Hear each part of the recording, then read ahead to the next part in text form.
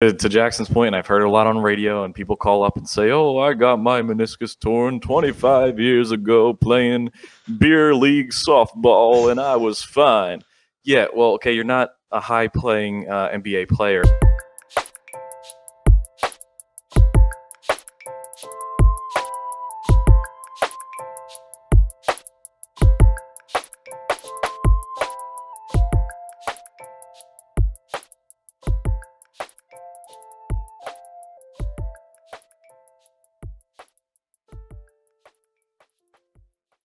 Cut it.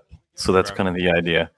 I think the real goal today is just making sure that we get through the pod without Flay sleeping at all, because he is. I mean, do you guys see me? I'm dozing. I'm up. You're up, but you're about to land. No, I'm not, dude. My eyes are just like this. Fuck off. we need to launch you. We need to launch Flay because he's about to crash. I mean, I've seen Flay right now. Looks like he's like 30 minutes from snoozing. So. All right, so welcome back, fans of Philly Escape Pod, because we got about 30 minutes left to this pod, and the clock is ticking because Flay, as you can see, is about to be dropping. But we got some fun stuff. Oh, he's ready to go. Ready to go or leave as in go? Just like the Sixers tonight. I'm ready to fucking go. Flay's ready to go off. Get mad. He's got big energy and Embiid attitude. I'm about to bring some Embiid energy here. You'd love to see it. All right, guys. Fun fact before we start the show. Deja vu is more likely to happen to people who are more educated. So I'll tend to experience a little bit more than you guys. But with that said, let's kick off the pod.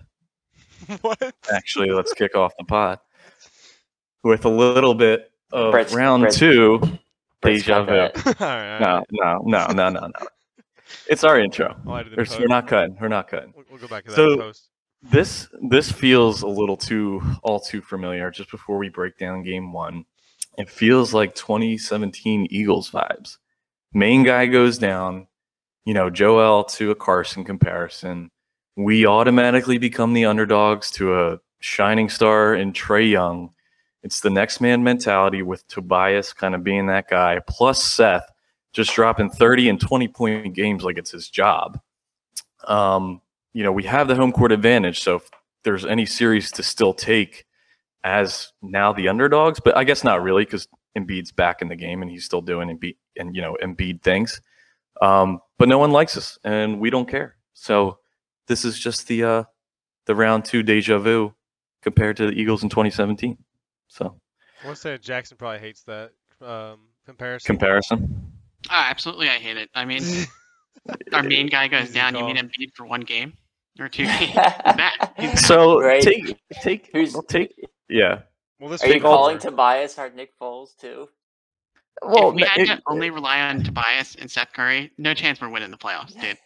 You have to think about this. You have to think about this. This is before. Think about this. We wrote this content in this slide, and I still wanted to keep it in here because I liked the pictures and I liked everything that I included in the take.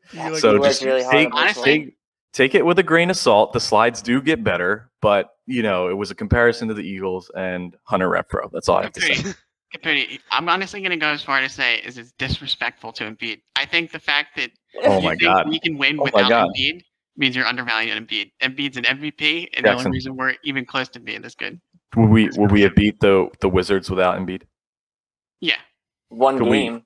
Could we beat the Hawks without Embiid? No. After seeing these last 2 games, no.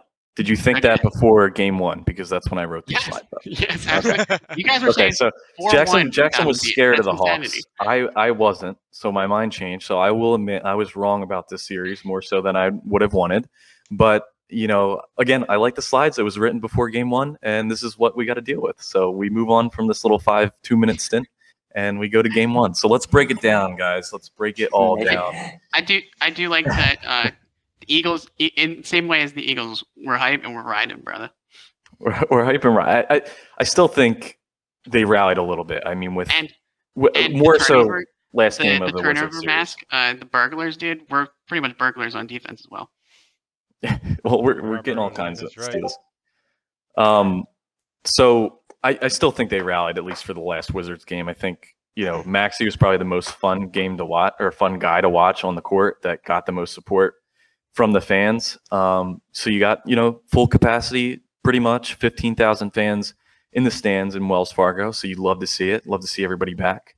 Don't like to see Quavo and Lil Baby and all these Lils voting, cheering for the Hawks, but didn't like what we saw in Game 1 either. But can we also talk about how they closer at the end? But I think before we get to Game 1, we should give a couple lessons learned from the first series with the Wizards. I think we have to mention how good Seth Curry is and how much he's stepped up and how much he's really leading this team right now. Yeah, Seth Curry is I think he's my favorite player on the team right now. Honestly, just it's so fun to watch him right now. I didn't expect him to go this hard. I was saying it before the series or the playoffs started. Him and Danny Green have to be on, and honestly, for us to win the whole thing. And honestly, he's playing well enough for both of them right now. I think Game 5 is really when he came alive too. He really just stepped up Game 5, and he hasn't stopped since. Yeah. So Jackson, would you say it's almost like a next man up mentality? His number was already up, but I think he's kind of leaping. So over he's already Tobias up as a starter in the scorer role. Tobias was normally 2, and he was the 3rd scoring option. And I think now it's kind of 2-3 for both. One or the other. He's exceeding all expectations. Let's also not forget that he was playing exactly like this before he got COVID. Yeah, but good thing he's just happened to be playing like this at the most important time again. Come back down to earth. Yeah, no, I think stock is right back where it was. His stock is up. I think Brits is right. I think this full team has to be exceeding, especially the Seth and Danny Greens of the world. I think shooting is going to win you games, especially in the playoffs. We saw it with the high field goal percentage with the Hawks in Game 1 and our field goal percentage in the Wizards series. So I think those guys do need to step it up if we want, to win and go far in the playoffs. Seth needs to keep doing what he's doing, hopefully, to, step up in the case that, it's nice to see that Embiid's back. It's nice to see that Tobias is still doing what he does. If Ben's going to give you a 4-point game, hopefully he's giving you points back and assists, but that's where Seth and Danny Green really needs to step his game up, which he hasn't over the past 2 with the Hawks. But, if you want to make it to the finals, if you want to win the finals, all of those guys need to be at the top of their game.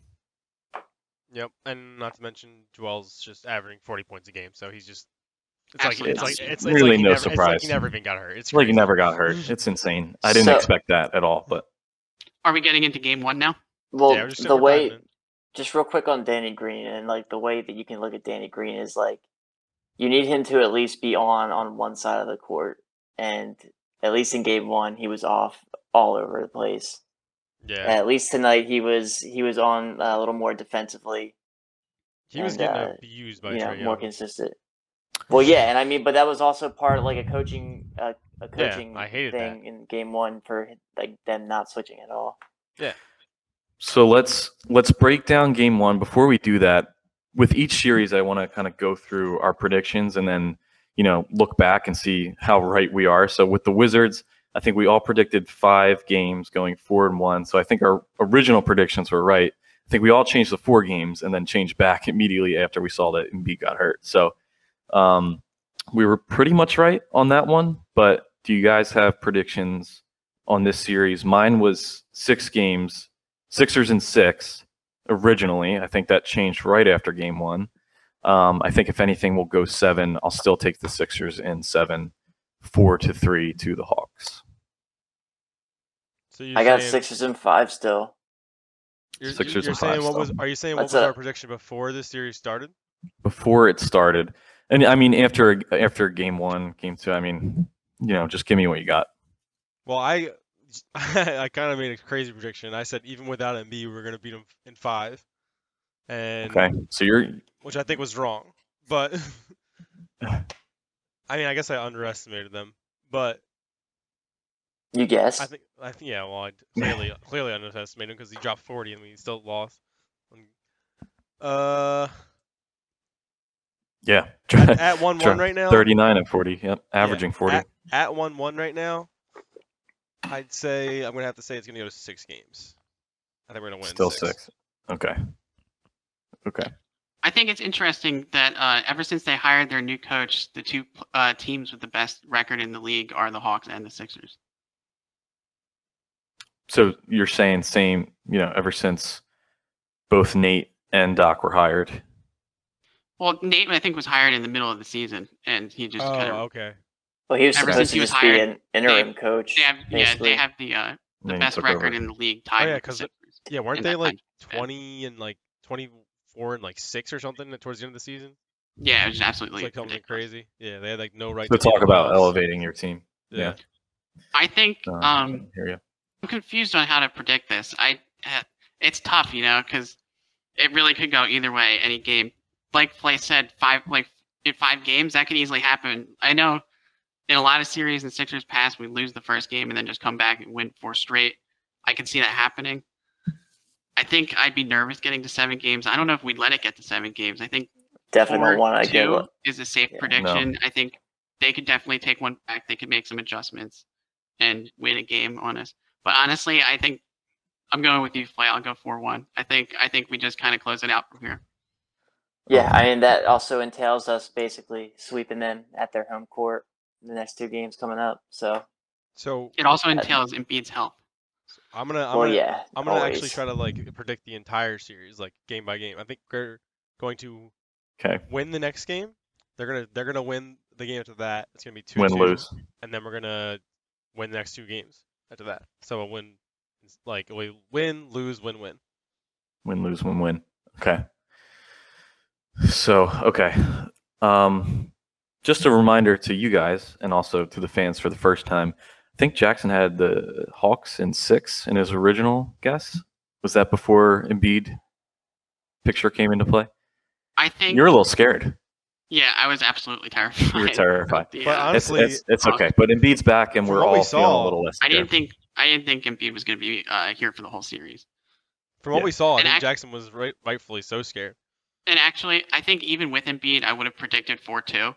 I just, for some reason, right now, I'm feeling a little cocky. And I don't know. I think we had a dominating win today. I think we kind of have adjusted to the point where we can guard them. And I think our offense is pretty unstoppable, like scoring 120. I think we can hold them to about 100 most games. I think 4-1, 4-2, either one. If you think about it, it's kind of similar to the first series where we still won the first game against the Wizards, but we struggled pretty hard. That was a really close game. And then the next game we came back and we just seemed like we had their number. We knew what to do better. We were like more prepared. And then we just came out and blew them out. And then that's kind of what happened tonight. I mean, we didn't blow them out so much, but we won by a handle margin. Yeah, so let's talk about that. Let's talk about the first game and the kind of progression. I'm going back into the game too. Sorry, let's go back. Yeah, but let's talk about that and go into the progression like you were saying, Brits, right? So, what did we change that we learned from, game 1, and what did Doc do differently and that made this game more successful? I think a lot of the talk is game 1 was the Doc Rivers loss, and I would have to agree. Just a lot of stupid things, I think, in my mind that are just happening for this game, with Danny Green being on Trae Young for pretty much most of the game, changing up in the second half and finally putting Ben on him. I mean, I just think that was the obvious answer from the start. I don't know why that wouldn't have happened. But, I mean, I know he plays stellar defense on those guys, but I think you make that change a lot quicker, and I think Trae Young was just a little too fast, a little too quick to get around Danny Green. But what are you going to come back with? I was going to say another point to that, being it sort of like a Doc Rivers loss, was, do you guys remember that bench unit in the first quarter going into the second quarter? I think when the bench unit came on, we were like down like 9 points or something, and then by the end of it, it led to like a 17-0 run. For the, didn't we have like Hawks. The entire bench? Entire bench. He even took it was an entirely bench unit for such a long time. And they even took a timeout, and then when they came back, the bench unit was still on there. When they were down, he started the quarter with the bench unit again too. Yeah, it was just such an obvious choice. When I see Dwight out there when we're losing, I'm confused. I'm confused when Embiid's out there. I'm confused when the starters aren't out there. And to me, towards that second half, when you still have the time to make a comeback, I'm questioning Doc and why he doesn't have those guys in. I think this was and especially when you're down so many points, I think this was let's see if this can still play out the same as the Wizards series. and we can use our full lineup that we used from the season. But I think we know from game one that we definitely can't do that. And I think, fortunately, going from game one to game two, I think Doc has learned that. I think he learned that he can't use this full, rotation coming from the bench at this point to play against the Hawks. Well, evidence of that is that if you look at the box score for game one, every single player on our bench had a negative box score, and every single starter had a positive box score. So it's like as soon as we put our bench in, we were losing the game, and we just had it in too long. It felt like Doc had a plan before the game started, and like he was going to execute that plan no matter what was going on. Actually, at the time, not going to really. It didn't really change at all. He didn't really change anything. Like not until at least halftime. At least until. But until it was too late, almost. Even what the fourth quarter, we were down by like 15 at one point. Still, like that's like when we finally started getting hot. That 17-0 run in the first quarter, we really couldn't bridge that gap until like the last 2 minutes, basically. Which is crazy, and honestly, that did give me a hope though. Even though we lost and we came back. I think 3 different times where I gave up and then got back in on the hope wagon that game. I just feel like a combination of having Danny Green instead of Ben Simmons on Trae Young and not Thibault, just Danny Green on him. That's bleeding points. Having the bench unit out too long, that's bleeding points. And not even considering the fact that we were just missing all of our threes. It was just a terrible storm of ideas and play. Yeah, and just led to a bad loss. And we still only lost by 4. And overall, when you look at the numbers, like we actually didn't play that bad a defense overall. Like most of it all happened in the second half, but like we came at them a lot harder. We were forcing turnovers. We were, transitioning well. So it's really just got 2 5-second violations in the fourth quarter. Yeah, just one bad half of basketball, and it was literally probably like potentially the worst half of our entire season. Just too little, and probably the best. For the Hawks, I mean, they were shooting lights out between Bogdan, Trae. Everybody was hitting their shots. They played their they were just unstoppable. Plus, we were sloppy. So a combination of the Sixers being sloppy on offense, I think 12, if not 13 turnovers in the first half. Again, nice to see Embiid out there, but it didn't make a difference when your guys like Danny Green has literally no attempted shots in the first half. That just can't happen. As far as a failure from players, he has been a failure to me over these first 2 games against the Hawks. It's just not good. I feel like this whole Sixers playoff run has been a roller coaster of emotions of just not knowing what we're going to get. But hopefully it seems like we just learn and get better, as the series progress. The Wizards weren't a question. They were an easy team to go against. We figured them out quick, and they didn't have much to fight against us in our shooting. But when Trae has an on day and Bogdan is hitting his shots, and then you have guys off the bench like Herter coming off and hitting his shots, 8 for 8. Yeah, so I mean, it just depends on the day, but you have to have your shooters on on point. They were playing amazing. Obviously, like they played a lights out game, and like that's why I ended up losing, because they just played like honestly better than they ever do. But also we were letting them do the same thing over and over. We were leaving over the corner 3 wide open every single time. We're kicking out to the corner every single time. There's nobody even close to them. Can't give them open looks. And we're getting called on the pick every single time. Like we were just like slow transitioning. It was. I felt like I was watching Deja Vu every single time I scored. Yeah, and I just didn't know what was happening towards the end. Like really that third quarter where it was like, Doc, all right, you're keeping the bench guys in. Is this kind of like accepted defeat of game one, and then we're just going to leave Joel out to give him some rest and just go home and accept that this is over? Like that's what it felt like. Obviously, it didn't end that way. Again, roller coaster of emotions. They brought it really close. They put in a lot of big energy and effort towards the end there. Brought it down to 4-point deficit. So they put the time.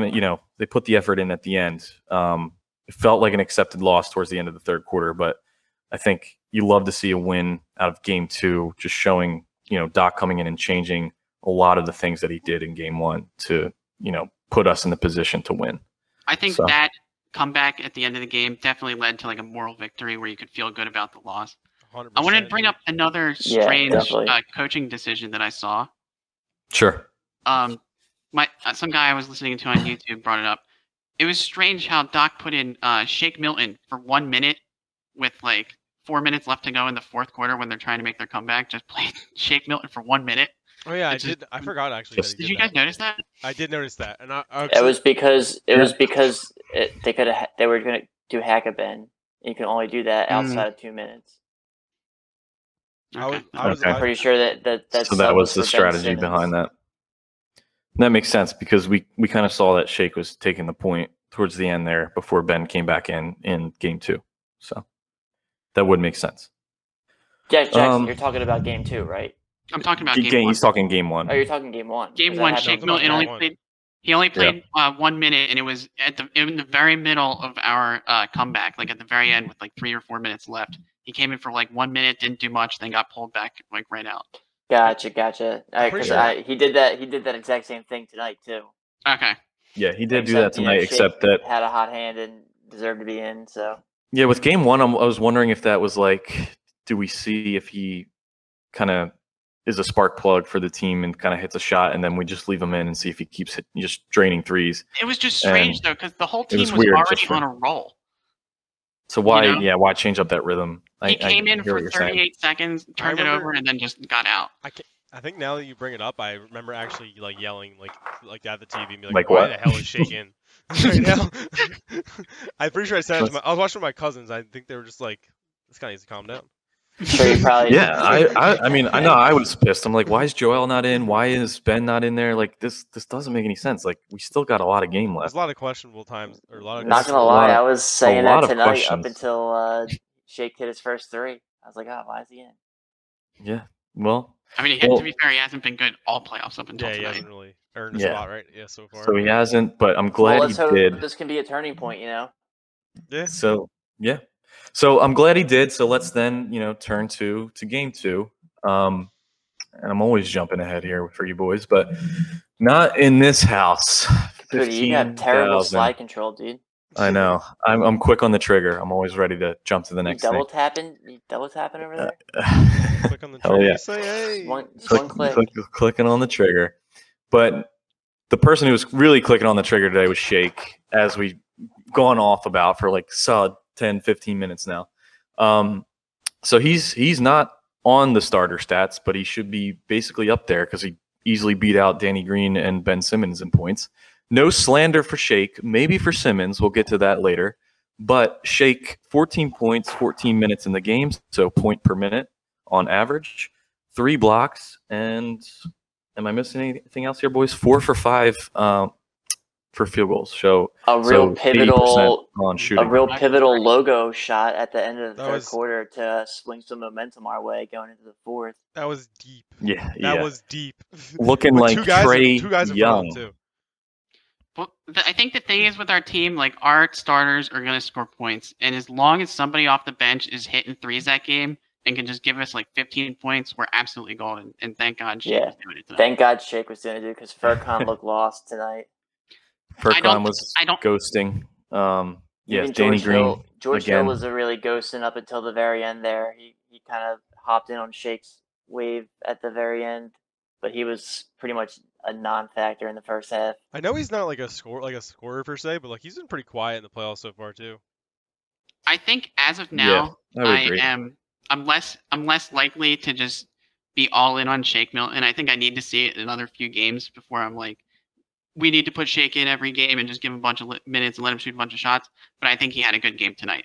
Yeah, don't get me wrong. I'm still looking to put Maxey in there at that spot because of what he's done recently to, just create a spark and get the team going, have some momentum, just create shots, just pull up jumper, that kind of thing. So I'm not jumping to the conclusion that Shake's going to take up Maxey's time by all means, or Thibel's time or anything like that. So not that he would take Thibel's, but yeah, I think him and Korkmaz are more interchangeable right now. Yeah, kind of just a spot of 3. They are prove it guys, that you guys need to prove it to see who's going to be the hot hand in this series. So you got 2 of them. You just got to hope on any given night one of them is hot. Yeah, that's kind of how it is. Like roll with it. I think I expect maybe that's the 1 minute test. So yeah, Korkmaz probably. We've talked about that before too. Is he's probably more specialized as the shooter. Like he should be able to make those open shots. Yeah, create some space for him and get the open looks. Yeah, he's totally he has these games where he kind of forces it a little bit. I saw it at the end of the first quarter, I think it was, or the first half. when he was in there, where he was trying to dribble and get off a quick three at the end of the buzzer. Just quirky, you're not the guy to be dribbling. Just get to your spot, catch the ball from like an Embiid double pop team. the cork off, pop off. Pop it. Let's go. So that's just Cork's MO. Let's talk about the other sexiness going on here. So Tobias Harris, first half, I think 17 points, 8 from 9 from the field. So just absolutely another one popping off, 22 points overall. We can always talk about Joel Embiid because he's just doing normal JoJo things. But Tobias and Seth with each going over the 20-point mark and putting up some numbers today. So gotta love what you saw from those guys. Seth is on a roll right now, an absolute roll. 84 points between our big three. I'm pretty sure when Brooklyn did that, they were freaking out. Yeah. Oh, I like how you took Ben out of the big three right there.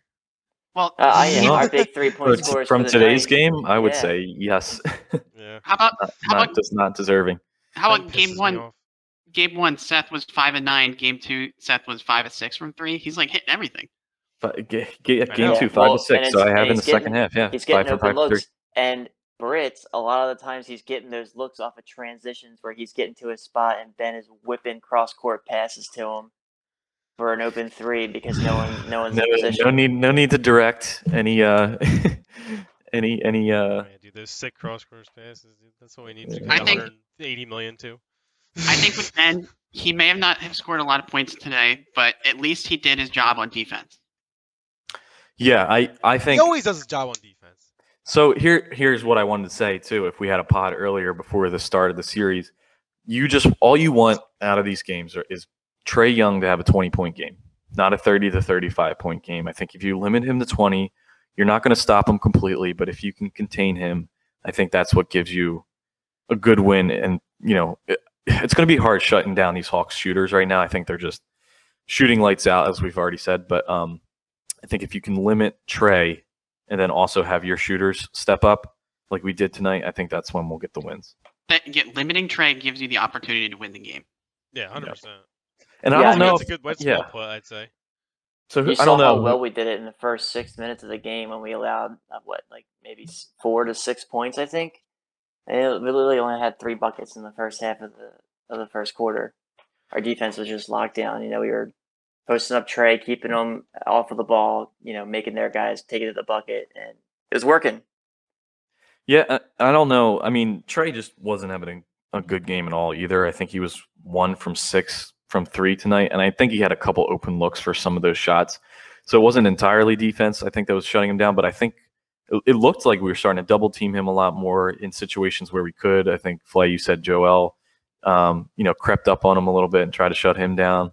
Well, one thing I noticed today in particular was a lot of times whoever was guarding Trae, whenever they would go around the screen, I saw this with Curry a lot. Curry would kind of stay up there at the line and kind of force Trae off the Trae's in the area to be able to get, and then would quickly back off as soon as the screen passes and will allow the defender, either Thibault or Simmons, to get back into Trae's space. But they did a good job at not letting him get that open space on the 3 as a 2-man defensive scheme. Yeah, that's right. That's good because that's what we needed in the first game. Is we needed to stop because we're just letting him do whatever he wanted in that first game, off the pick, and just kind of we're giving him too much space. Him and Capella are a dangerous duo. Yeah. He can shoot it from the parking lot. So kind of make sure he's at least at Lincoln Financial if he's shooting. He's got a nasty floater too. Yeah, he's just too dangerous. Yeah, he can do it all, really. That's why he's so good. Yeah. But I don't know if you guys also noticed this. I saw Toby on Trae a little bit too. So I was wondering if it was a little bit of a height factor in getting Ben and Toby on Trae versus Danny Green.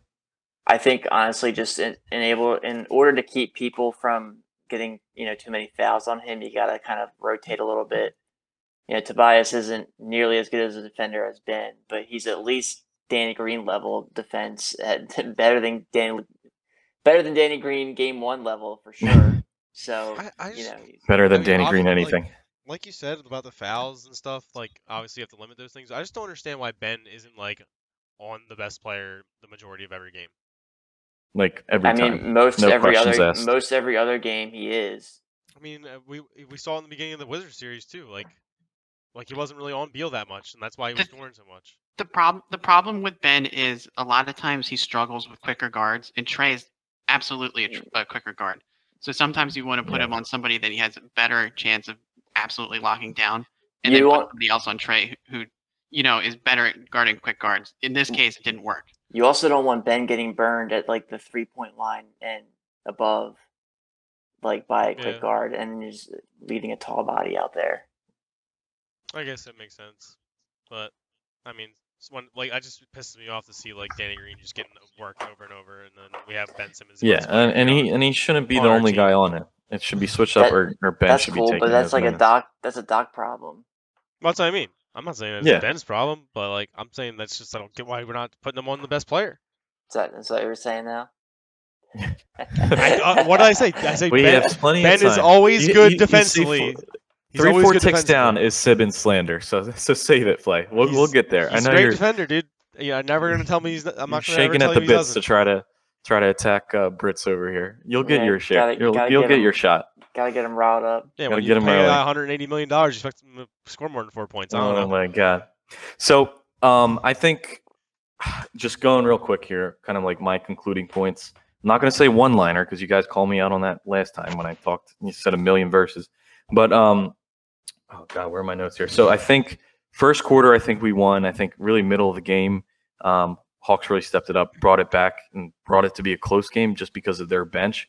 And by their bench, I probably mean hurting us with his 3-point shots, really going for 8 from 8 at one point, I think, for the majority of the game. But we brought it back in the end.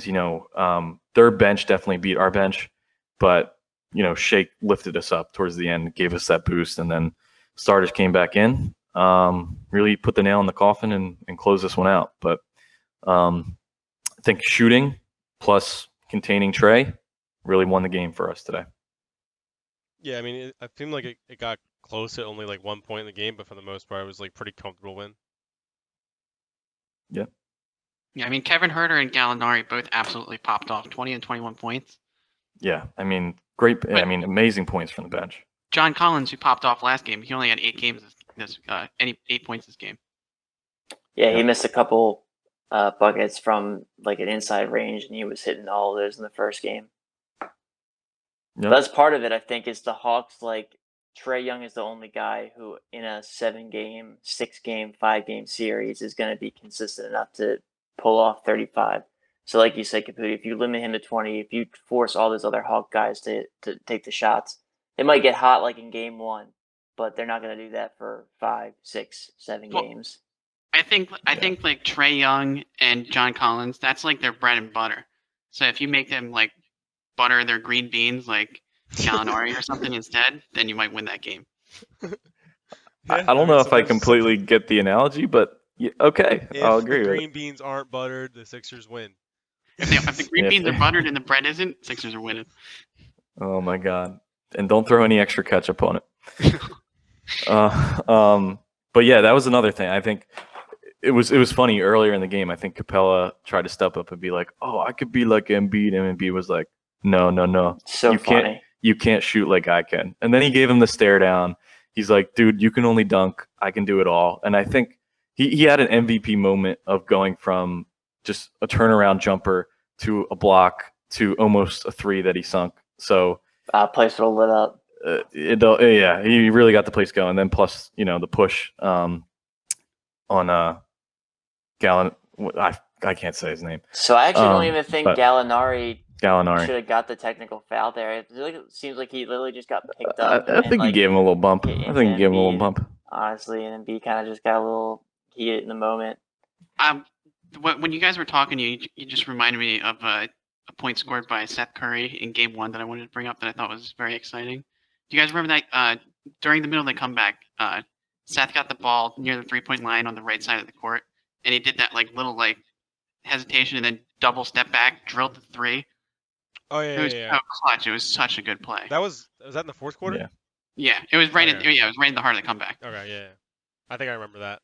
He feels like a clutch guy. Like if he has the ball in his hands, 10 seconds left, I feel comfortable with him shooting. I trust him. Carry blood. Yeah. I feel like I can guess when his shot's going in, and then like once it comes off the fingertips, like he's one of those guys. He does like it's almost like the same thing every time it goes in. It looks the same exact way, so he's just consistent. I feel like you can trust it. I would say the only guy I would put ahead of him that I would trust more to shoot the 3-point shot is probably Ben, but other than that, oh yeah, love the headband too. Always big headband fan. Headband and the t-shirt is like the white t-shirt. Yep, he's like the only one. Yeah, I'm rocking the Seth Curry tonight in honor of Seth. Kabooty's been rocking the Seth Curry since the GTBBL days. Dude, because because it just doesn't look good on me. All right, I can't flex. I got no muscle in these arms, man. It's all on the legs. Yeah, we know. Yeah. Gym with me. Yeah. How's that paying off for you, Brits? It's going well, dude. He can lift his boxes so quickly now. Move over into the screen more, and we'll see. All right. No. All right. Tell me, you guys got any special points on these Sixers game 1, game 2? We'll give grades in a second, but you got anything left before we move on? No, I think we did everything mostly. Yeah, I think a lot of Sixers fans after game 1 were heated. I think after like 24 hours of simmering on it, we were like, everything considered, we could have definitely won that game. And, as long as we made the adjustments, we were going to be fine. And we came out in game 2 and we did that. So good looks. We cleaned it up. Yeah, we adapted. We survived. And we adapt to survive. Hopefully take the next one in Atlanta. And so will we move on to the next topic. So series player grades. Let's do kind of what we did last time, guys. So we'll go starters just for the first 2 games. Going to do an average, I think, across both games. And then we'll give 1 grade to the bench. So how about Flay? How about you kick it off for us today? Cool.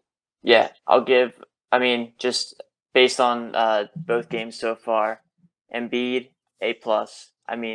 The man's been killing it. And, I feel like people totally haven't even talked about the fact that this is on like a torn meniscus. Everyone's like, oh, yeah, Embiid played great today. It's like, yeah, he played great, and he also had a torn meniscus. While injured. That's like a phenomenal. I think they put him in the hyperbolic chamber, dude. They healed it right up. Well, again, it's one of those injuries where it's like, apparently, you can play on it as long as you can deal with the pain. They can just kind of hold off. Unless he's go down again. There was no pain, no gain. There was once or twice where he was like going to the rim kind of hard, and I was like, fuck, like please be careful. Like I'd much rather him be like Dirk fading away. I swear he falls down taking in it slow hard. motion, Yeah. I put that blame on Doc because when it's like the last 2 minutes of the game and you're up 17, Joel's gonna go hard even when it doesn't matter. So I'm like, Doc, maybe take him out at this point. Maybe not. Yeah, I'm a little worried at that point. I'll give Ben a B-. I think he definitely could have been a little bit more effective offensively today. Just more aggressive, getting to he has the ability to get into the lane, and the Sixers today in particular scored a ton of buckets in the lane, and especially when they had a lot of like that early defense that leads to transition, like that's exactly where Simmons flourishes. Today he was dishing it a lot more, but you want to see him get a little aggressive. Still, though, I think one thing that from game 1 I saw is at the end of the game when we were back in it, his like he was all over the place defensively. He was like going from double teams to single man coverage. He covered like 3 people in the span of like 3 seconds. He was all over the court.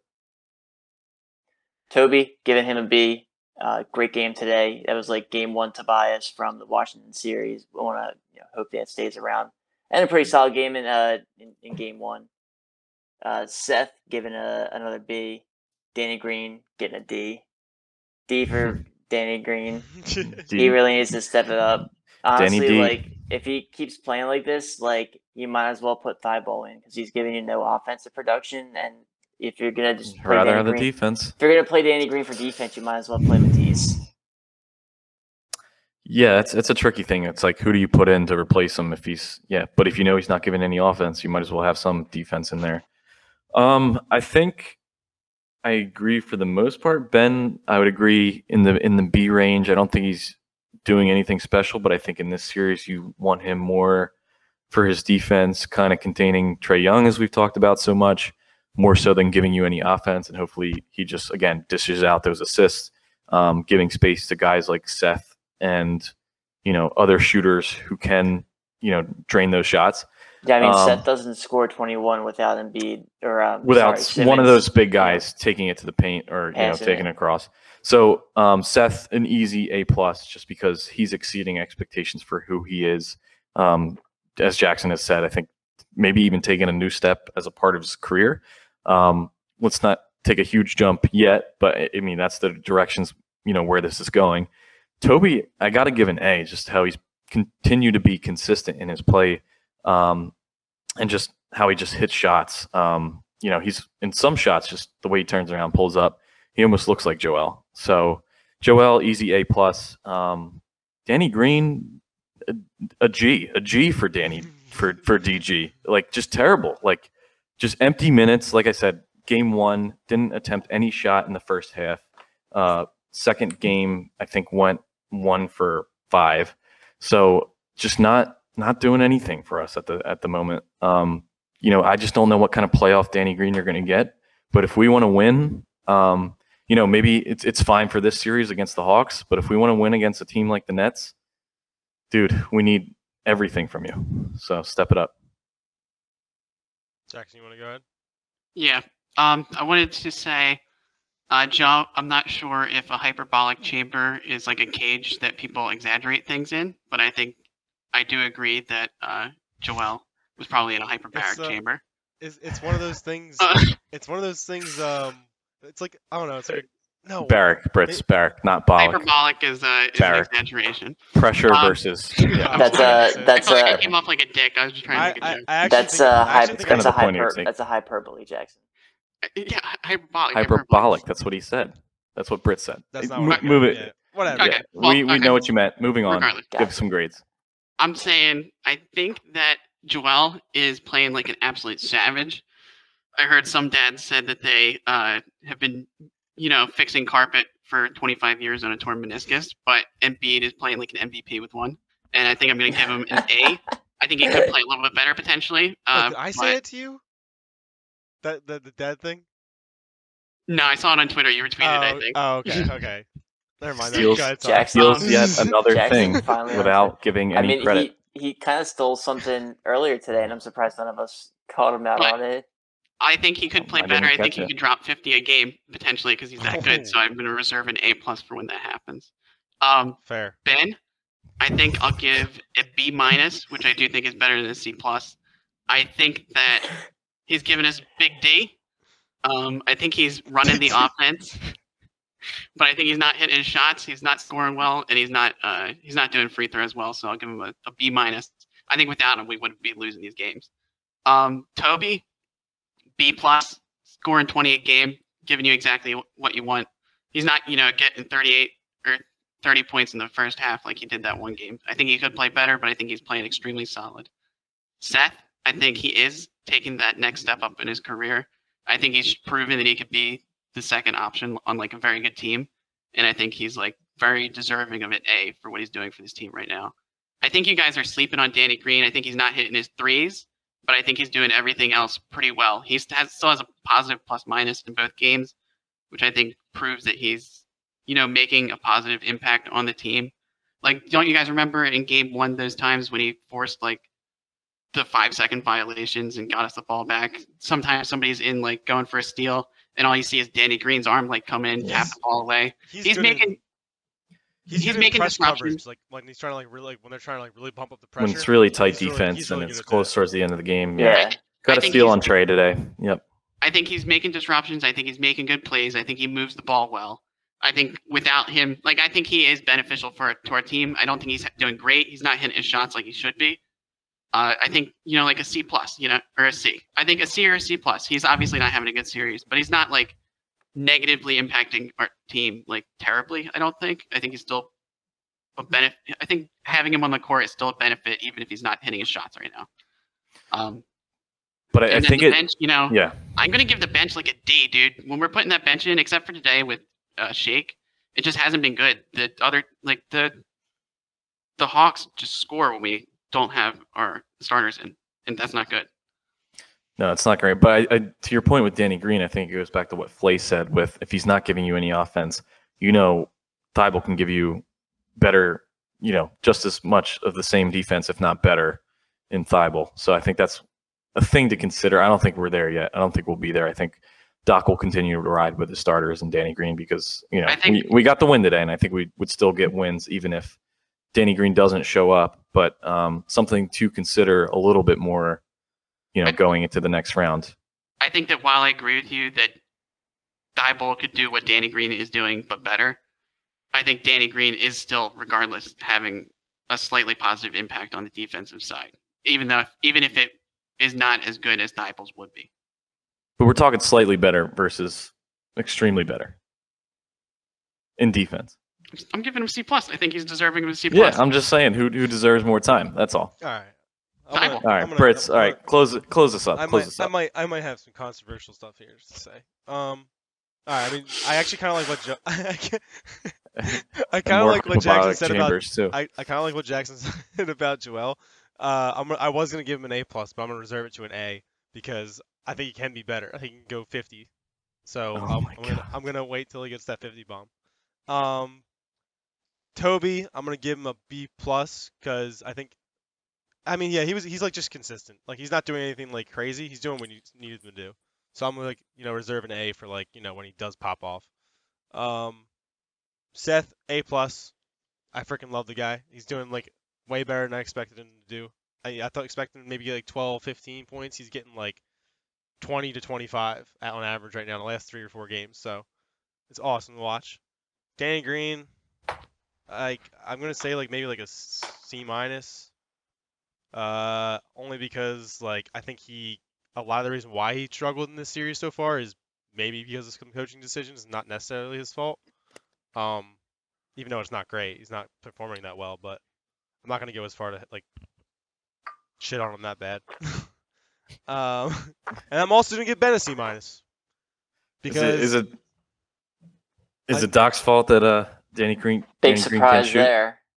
Yeah, it's a huge surprise. But I mean, listen, dude, you can't just be going out there and dropping 4 points.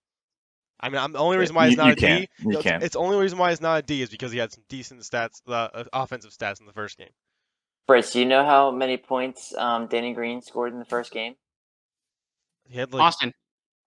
He had like 8 or something. I don't know, something like that, right? Austin, do you know how many championship runs Danny Green's been on in the past 3 years? That's an irrelevant. Also playing this bad on offense. Wait, you're calling Danny Green? You're comparing Danny Green's offensive stats to Ben Simmons. Think about that. Like you're already in the wrong. I'm just saying. Danny Green did this bad the past 2 years and won the championship the past 2 years. So at least you can still win with this. It's been proven. No, I mean Flay just backed himself in a bad spot. He literally just compared Danny Green to Ben Simmons. Offensively, he's putting you in a corner, Flay. You got to come back with a hook. No, because I mean Danny Green scores 4 points and then gives you decent defense, and then like nothing else as far as creative offense goes. Ben Simmons gives you 4 points, but also gives you 7 assists, lockdown defense. But we're paying Ben Simmons to be the second best player on our team, which he's probably like the third consistently. We may need to do a play-by-play breakdown of Ben Simmons. Like we wanted to sit down with Brits one time and do the Carson play-by-play just to prove that he was bad. We may have to do this. We can do a double duty. We may need to do a double duty, double screen. That'll be some fun. I think there's 1,000 instances where fully you can see Ben, break this down. Where you can see Ben get the ball in like just floater range and then just throws it back to the 3-point line. It's crazy. Joe, I think that if you look at overall impact on the team, Ben still probably has the second most impact on the team. He definitely, like, even though Curry's hitting his shots, he doesn't play as good as defense as Ben. He doesn't get as many assists but that's not why he's there. I think overall impact on the team, we're paying him to be the second best. And I think he is making the second most amount of impact on the team. I only think that because, like, he's a point guard. That's the only like... We're saying a lot of the same arguments that we discussed before. I don't think I'm saying anything controversial when I say that if we didn't have Ben Simmons this season, we wouldn't have made the playoffs.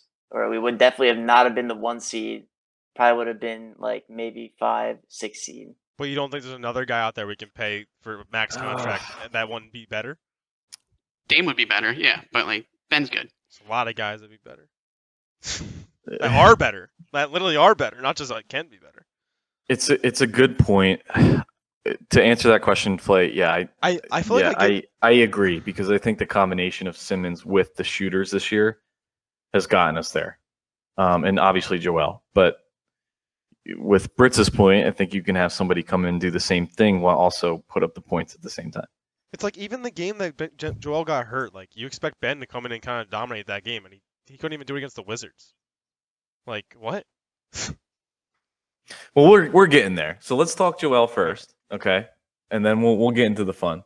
We'll make this one quick because I don't think there's a lot to answer here. He's going to be playing full minutes for what we foresee in the future. Again, another slide written before the Hawks series. But anyway, should we be concerned? I mean, he's getting a lot of minutes, guys. I think he had the most minutes for game 1 and 38 for the team. Is this anything to concern? It looks to Jackson's point, and I've heard it a lot on radio, and people call up and say, "Oh, I got my meniscus torn 25 years ago playing beer league softball, and I was fine." Yeah, well, okay, you're not a high-playing NBA player. You're also not 7'2" and 7'2", putting all that pressure of Chick-fil-A on your knees. You're 5'10", 280 pounds. So it's a different story. Different story, my guy. So are you guys concerned? Would you change up the strategy at all? I mean, obviously, ideal scenario, we blow the team out in the first 3 quarters so we don't have to put Joel even at the last minutes of the game. But we're not running into that scenario in this Hawks team. Joel to play the full game on game 1, pretty much in this game as well. But what are your feelings on this, Jackson? It looks like you have a take that you want to give. Yeah. I think that, for so long, this has been the case. Ever since, the early days of Brett Brown when Joel first came in, it's like you put Joel on the court, and slowly we get a lead, and then you take him off the court, and it starts to shrink. We lose the lead. Until you get him back on, and then it starts to increase again.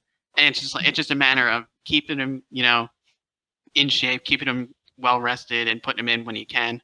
And the problem is, right now, with Dwight, Austin, you shared something on Twitter.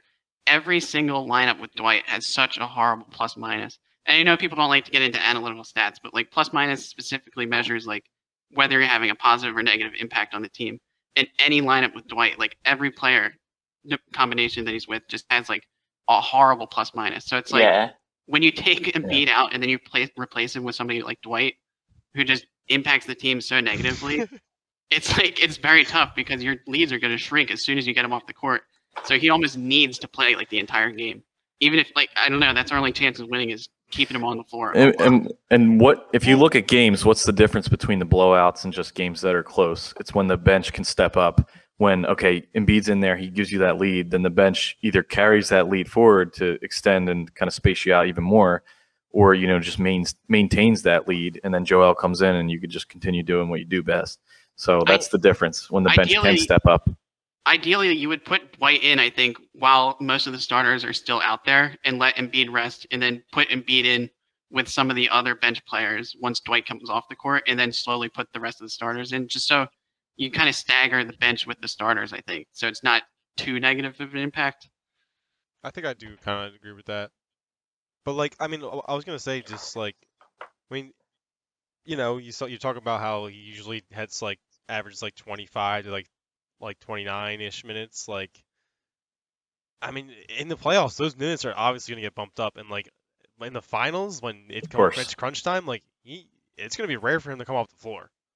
And we've been playing the finals, I don't want to, but we've been playing him those few minutes so that to come this time of the year, you can play him for a long time. Yeah, so that's specifically why we don't play him a lot during the season, or as much as we should. That's what I'm saying. We should expect this to happen. It's a ramp up for Joel in the playoffs. I'm kind of glad that he is doing it now, and he's able to still be effective late in the game. It clearly does not seem like this meniscus hair is really affecting him at all. Yeah. I mean, I think not when you can average 40. Yeah. At no point today did he seem like he was wincing or hurt or anything, because the cameras would be all over him if that was the case. There was one point where he came down in game 1 on his ankle, a little weird, but he shook it off, and I don't even know if he came out after that happened. So it seems like it's not. Yeah. It really is a non-factor. Yeah. Occasionally you see him with the ice on his leg, but I think that's more precautionary than like they literally do that to him every single time he comes off. That's a good sign.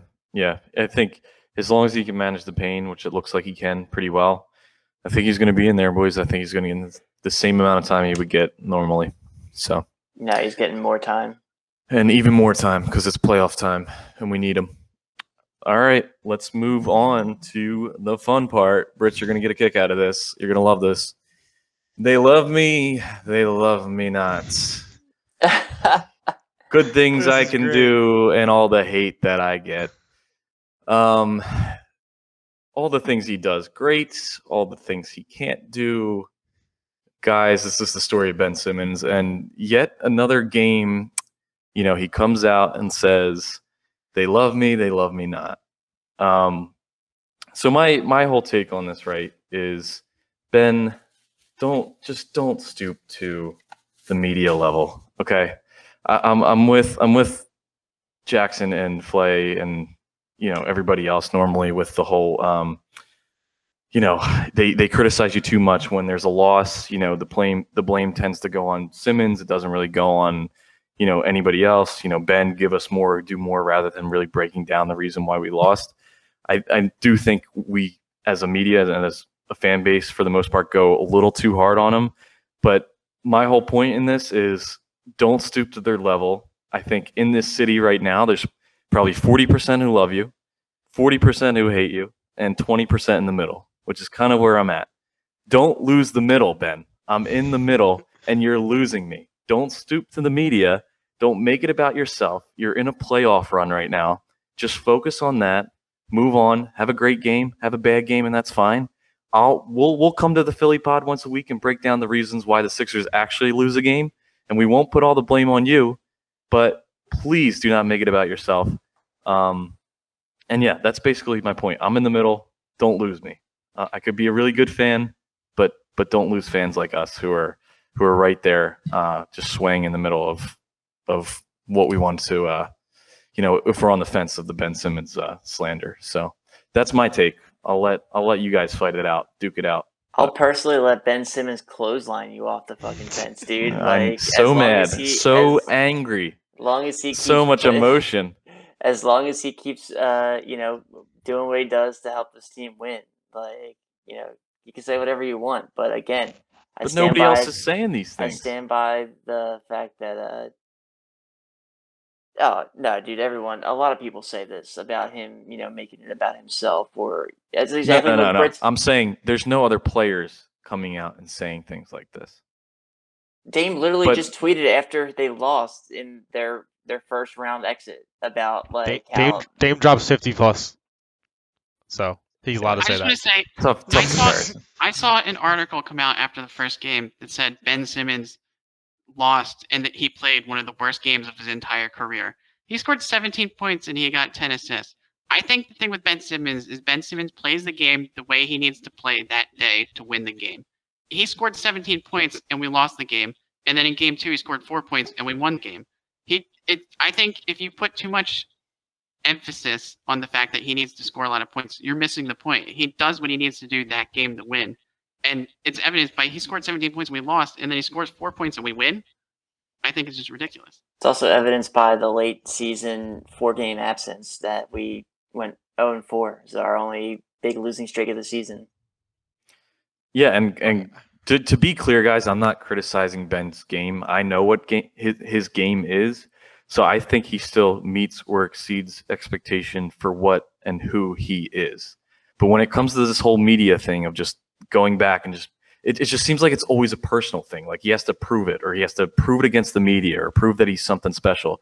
Ben, you don't have to prove it to me. I'm okay. Yes, I may be in the middle, but it's only because you come out and say things like this, where it's like, what do you really care about? Just proving to the media that you're actually good at basketball, or the fact that you got to win?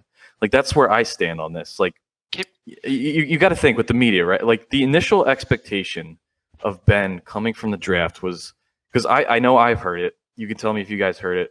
This guy's going to be the next LeBron. Like he does everything. He just can't shoot yet. He's got to develop his shot. He could be the next LeBron. That was the initial, kind of standard that was set for this guy.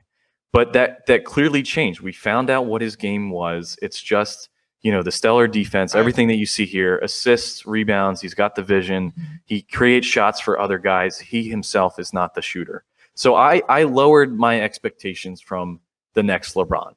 But a lot of the media, I feel like they still kept those same initial expectations, and that's why they always get mad about these things. When he's not putting up 40 points, when he's only putting up 20, they get frustrated. They get forever frustrated because he's not meeting those initial expectations that were set. I changed those expectations. I like his game. He's performing, at his best. But when he makes it personal and goes at the media, it just shows that I don't think he's not maturing in the right way, where I just want him to focus on basketball and take it away from the whole personal, side of things. But that's my side on it. I agree with everything except for that last part there. Okay, and that's fair for you to disagree. He can't turn into the next LeBron. I think if he learns how to shoot, which is a process that takes a long time, if people could just learn how to shoot, then everybody in the NBA would know how to shoot. But Jackson, That's the most ridiculous thing I've ever heard right there, by the way. It actually pissed me off. He doesn't need to learn how to shoot a 20-footer or whatever it is. Just learn how to go like that when you're 4 feet away from the hoop.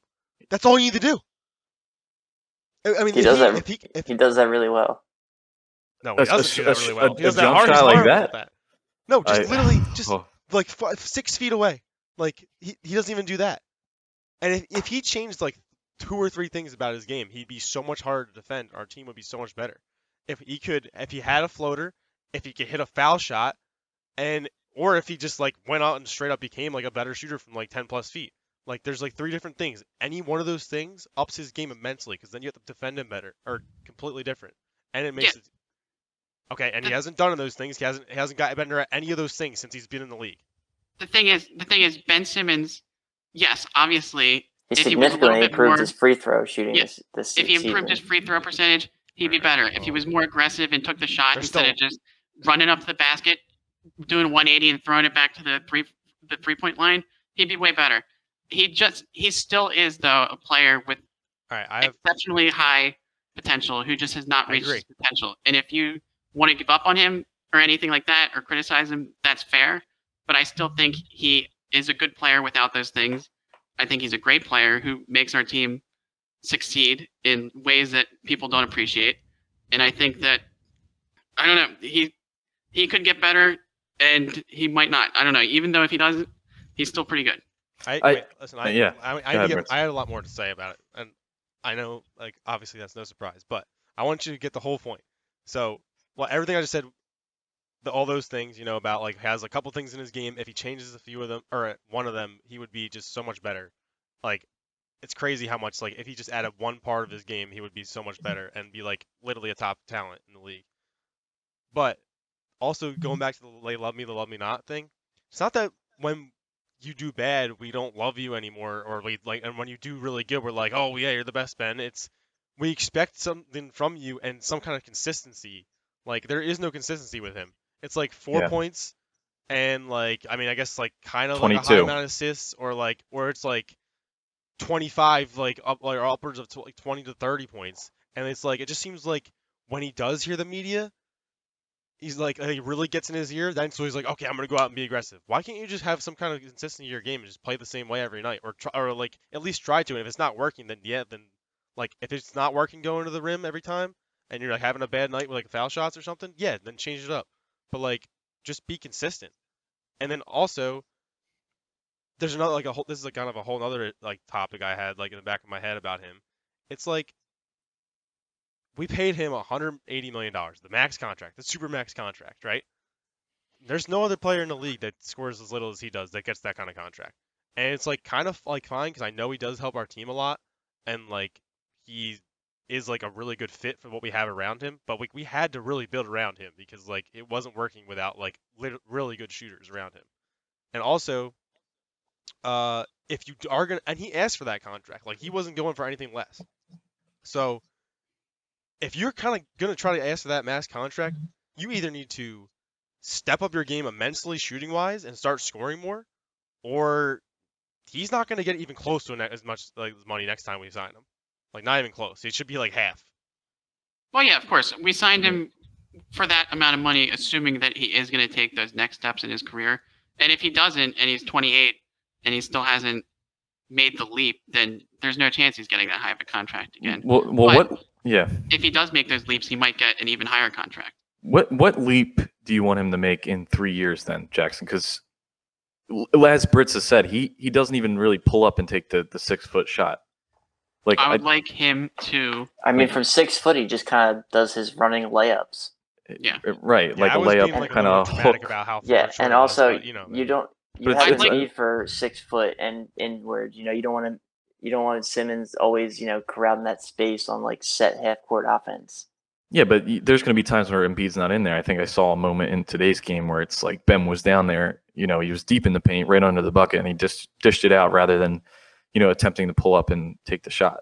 When I was just like, you're gritting your teeth because you're just like, Ben, take the shot, just do it. Even if you miss, there's a good chance that you're going to get fouled. Not that would matter because he might make 1 out of 2. But I think that I would like Ben Simmons to become much more aggressive, take it to the hoop, and actually dunk it more often. I think a lot of times he takes it and he just kind of passes it off, which is like good because it keeps the offense or the defense guessing. But he obviously needs to be more aggressive, take more shots in a game. He needs to up his free throw percentage, and he needs to, shoot like 32% from 3. Just take a couple threes. I don't know if all that's going to happen. I just think it's a pipe dream. I think it's something we've been waiting on that I feel like we haven't seen the progression. Like I just need something to show me that you're taking the steps. And I feel like even if your percentage isn't there, your shooting percentage, that, if you at least make the attempts, then I can at least measure against that. But I think that along with the consistency, like I can trust now, like I feel like I can trust Toby going out and having 20-point games. I can trust Seth maybe at least putting up 10 to 15 points. With Simmons, like it's like peaks and valleys. It's, a 4-point game. Media says something. He scores the 20. Really that high with him. Like the peaks are like what you expect him to get. Or like of a max player who is a shooting point guard. Well, right. No, not even though, because 20's like guys are getting off the bench sometimes. I mean he's. It's true. The money he's making that money, and he's in the range of points per game as like guys like Rudy Gobert, like more role player type guys. I feel like I don't know. Having watched him, I just feel like I can't back it up, but I do feel like he has gotten better as a player. He's not a role player, but he's not like a scorer. He's not like a. Yeah, he's a defensive. Yeah, he's a defensive star. That was kind of a bad comparison, but go ahead. But he's a max. I just do feel like he has gotten better. I guess I can't like defend that point, but I visually I feel like he has improved. I feel like he's regressed. I think he needed to learn how to run the point. Like he didn't even know how to play point guard when he got in the league, and I think he's focused mostly on learning the position. And I think at this point he has it down. Like he's a very good point guard. He's a good facilitator. I think he's regressed scoring wise. Well, that's just the fact he's regressed scoring wise, actually. Yeah, but is that because he's gotten worse at shooting, or is that just because there's more scorers on the team now? Like before, he was like one of like 3 people on the team who could score, and now there's like 10 people who can score. And I think that's my point. I don't know if I can say if he's even gotten better or worse because he doesn't take the shots. Well, that's what I'm saying. We don't even know how he shoots. Only time we ever see him shoot is in the offseason when he releases a couple videos. I just don't know if I can even answer that question fairly. I mean, even little things. Like you guys are saying he hasn't tried at all. Like he's come out in the media this year saying he needs to be more aggressive. In years past, people have said that like he needs to take a 3 and he got pissed off and then he wouldn't take a 3 the rest of the year. This year he did take 3s. He actually made 3s this year, which is a huge like stepping stone. How many threes did he? How many shots? How many threes did he shoot? Though? It doesn't matter. You're missing the point. Like in years past, he literally gave the cold shoulder to coaches because they asked him to shoot 3s. And then this year he listened and he did shoot the 3. That's a step. That's like the kind of step that I want to see. And he is taking steps. Very tiny baby step, but he's taking steps. I don't know. I think it might have went from like 3 threes shot, like taken to like 9 this past year. No, but like you're completely missing the point. He didn't even attempt 3s in years past, but this year he attempted and made multiple from the 3-point line. Like in years past, he was only taking 3s from the half-point line at the end of the quarter. I know. This year, like he got at the 3-point line and drilled it. I get what you're saying. Yeah. I get what you're saying. And like I guess that's just not enough for me. Like when you say like you're taking a step, like you're basically saying he went from not listening to his coaches at all to, I guess, listening to his coaches. Like how is that something I'd be like, what am I gonna like pat him on the back? Oh, you're finally listening to someone? Yeah, I just feel like a lot of baiting. No, what you want him to do is add a 3-point shot. He hadn't done it previously. Now he showed at least a hint of working on it and developing it. We're at a point in this season where you don't want somebody to be displaying parts of their game that are raw and they can't do. So like we're not going to ever see him shoot three in the playoffs. Not at this point.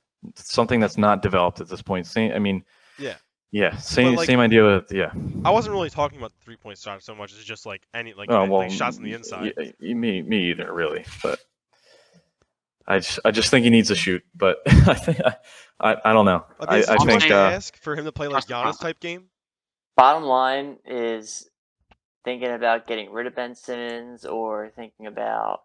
Well, actually, I did want to bring this up because years ago. Short-sighted right now. Years ago, I think if this was a 1-to-1 trade, I think this could have happened.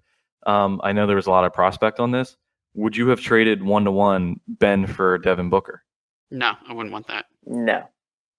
I'd prefer Ben to Devin Booker. I think that our team wouldn't be better if we had Devin Booker. I think we're better with Ben Simmons. I think we're lucky to have Ben Simmons score points. We don't need more point scorers. Yeah, he would be our team. Like he'd just be a better Seth Curry. Yeah, what's a 70-point shooter when you have someone who puts up 40? You know, like at a certain point, it just Okay. There's only a certain amount of points that a team's going to score. Listen, I think I see where you're coming from. What if we don't make it past the Nets? I still agree with that. Does your mind change? No. I think there's context to how we could or couldn't get past the Nets. That is Okay. I think that bottom line. We'll go back to that after the Nets series. If we Ben Simmons let's get through the Hawks series, Britt. Okay. But if we lose to the Hawks, I'd send him for a bag of balls. Let's get to the next I want to bring this up again. Here's the thing. Ben Simmons is the second best player that's been on the Sixers in the past 15 plus years, and we're very lucky to have him. He's potentially going to be a prolific all-star. Did you say the best? I said he's the second best player that we've had on the team in the last 15 years plus. He's very good. We're lucky to even be in this situation where we have him on the team, and we shouldn't fucking undervalue him this much because he's a special player, and we should appreciate him. I think you're overvaluing. And again, I actually agree with a lot of those points. I just, for what expectations he is right now, and I just don't think he's going to be. I just don't think he's going to take those next steps. I just don't have the faith. Here's the thing: he has taken steps. You're refusing to acknowledge them, and you're expecting him to be at the final evolution, which Embiid didn't even get to till this year. Right now, which is just ridiculous. So I mean, they were drafted close to around the same time. I know Embiid's a little bit older, but I just, again, I think he's not even. You say he's aggressive, but I don't think he's even making the attempts that you say. He has problems with aggression, but at least he acknowledged them and he's saying he's working on them. That's like a point of his game that he's trying to improve. All right, well, we'll leave that one to be seen, and then we'll discuss more on it. All right. Next round, looking ahead, but also because I know Flay doesn't want to talk about it, and he's starting to slump over there. So let's get to it. We think we get through the Hawks. Nets are looking scary, guys. I know you guys want to talk about it. Without Harden, still 2 up on the Bucks. They're playing them again on Thursday. I know we can't think ahead yet because we need to get through what is now, but I just don't see how this Sixers team. If it can hang with the Nets, if we're struggling as much as we are with the Hawks. Jackson, you have something to say? Yeah, like Embiid's a beast, and they literally don't have an answer for him. And our defense matches up way better with them. I think we do have a chance. Listen, I think we have a chance too. I think they are looking really scary right now, and especially if they get Harden back, it's gonna be really hard. But I think if there's any team that can beat, it's going to be hard in. If there's any team that can beat the Nets in the entire NBA right now, it's us. Here's the thing. Let's talk about defensive matchups in this game, right? Let's talk. Yeah, go ahead. All right. So I think obviously Embiid is going to be on Blake, right? We can all agree on that. Mm-hmm. Yeah. Then the two big problems are going to be Kyrie and Durant, right? Who do we put on them? But we also have to think Joe Harris and Bruce Bowen. Like, who are we putting on them? You probably have Simmons on KD and Tobias on Kyrie. Or switched. Which would you prefer? Probably Simmons with KD because KD has a height advantage over Tobias. I would agree with that, and I think Ben has the strength and he could keep up with KD because I don't think KD has like that Trae Young quickness that Ben really can't keep up with. Do you think? I almost think that Kyrie has that quickness. I almost think that Tobias isn't quick enough to keep up with Kyrie, right? I wouldn't think so either. They might. So are you saying Danny Green? Well, they would have to do a similar. Realistically, they have to do a very similar thing to what they're doing with Trae Young now. So it's a Brit's head shake. I think kind of what you have to do is put Joel on Griffin, try to shut him down. Put Simmons on Kyrie, try and shut him down, which I wasn't really agreeing with you earlier, Brits, but I've kind of come around to it. And then kind of let KD get his own, put Tobias on him, try and stop him a little bit. But KD's tough to stop. He's going to get his baskets regardless. Yeah, it's hard to stop KD. It's almost like you want to kind of like maybe put your best player on like the guy that can actually be stopped, which I think Kyrie has like his like shortcomings. So I think if you can minimize Kyrie and minimize Blake and just kind of let KD go off a little bit and then focus on our offense, we could succeed. Scary if Harden comes back in our series, though. Yeah, we don't need. But again, I feel like some of that goes to my point. There's only so many points to be scored in a basketball game. They did put up 105 points the other night together between three of them. So yeah, and then what was the final score of that game? They absolutely blew them out. I think it was in the first series. 118. Are you saying first game Bucks Nets? No, that game that they scored 105 points. What was the final score? I can't remember. It was one of the games in their first series against the Celtics. As a team. Because, I mean, the Hawks and the Sixers just put up near 130 each. I think it was like 130-something. So that means that their entire rest of their team scored like 25 points. Like, there's only so many buckets to go around in a game. I'm sure they stopped playing when they're up 30. But I don't know. Yeah, which just goes to show how crappy the rest of their team is. I guess. Well, we will see. We will find out. And I think Jackson's taking a vacation because he's all out of mad takes at this point. Mad Jackson over there. Mad Mo. He had to take a break from me and Caputi's takes. Had to go sip on some strawberry daiquiri. Sayonara, bitches. Go to the daiquiri deck. All right. And Flay, did you have anything on this? Did you have anything? You're saying we're a playoff team now? Is that what you want to say? I think it's less so that we're a playoff team because we're better per se, and more so because I just don't think that the NFC East is going to be that good. Don't believe in the East. Yeah. Okay. That being said, only thing that's kind of interesting about the Eagles is Landon Dickerson is the last draft pick that hasn't gotten a contract, which is interesting. I'm sure there's a lot more technicality that goes into that, especially when some guy is currently injured. He hasn't signed a contract yet? Yeah, every other he's the only one that has not signed. Fails physical, maybe? Which would be indicative of him having an injury, you know? Yeah. Well, he is coming back from an injury, so yeah, it's possible. So yeah, I did think that was an interesting take. Another thing in NFL news, not directly related to the Eagles, but Julio going to the Titans for what looks like a second rounder. I think it could be a conditional. What did I say? And Brits, as soon as I read that, I was thinking of what you said. You know, a first rounder would have easily gotten Julio, and clearly, you know, I said it was probably a second rounder. It's crazy how undervalued some of these guys are, or just I wonder if also age is a big factor. I mean, age is also contract. In the NFL, age is like I feel like everybody looks at it so like crazily. I mean, obviously, like they have every right to, but. Wide receiver is one of those positions, though, and Julio Jones is one of those type of up-and-get-it wide receivers where they play almost like a basketball player in the low post. They just use their body to kind of get a good position, and then it's all to the quarterback to get it into that, that window. Yeah, but Julio took the next step, and it's not. Yeah, I mean, it's not like they're Deshaun. It's not like they're Deshaun Jackson where they are relying totally on just being an out-and-out burner. How I feel about the Titans getting Julio Jones is put your freaking money on the Titans to win the Super Bowl. That's what I was thinking, dude. Derrick Henry, Julio Jones, and AJ Brown on offense. They're gonna be. I did not want to say that because I was thinking about tweeting that another day, but I didn't want to fall into the hype train. But I don't know how you stop that offense. You're looking giddy as hell, dude. It looks like you're full in on the hype. I like the Titans, dude. I do too. Brits got the jersey that the day he found out that he went. Yeah. They're a fun team to watch. I mean, how do you top 5, top 3 running back in the league, good coach. Was it Vrabel, right? Vrabel's his name? Vrabel. He's amazing. Tannehill kind of turning his career around, so they're kind of a fun bunch to watch. I think their defense is going to be the liability, though, if they can't keep other teams from scoring. I think they were hurt last year because the year before that they were good. I think their defense was good too. Yeah, they went to playoffs. They beat the Ravens in the playoffs. I think they were hurt last year. A couple of years ago. They took a step back on defense. Looked a little bit banged up.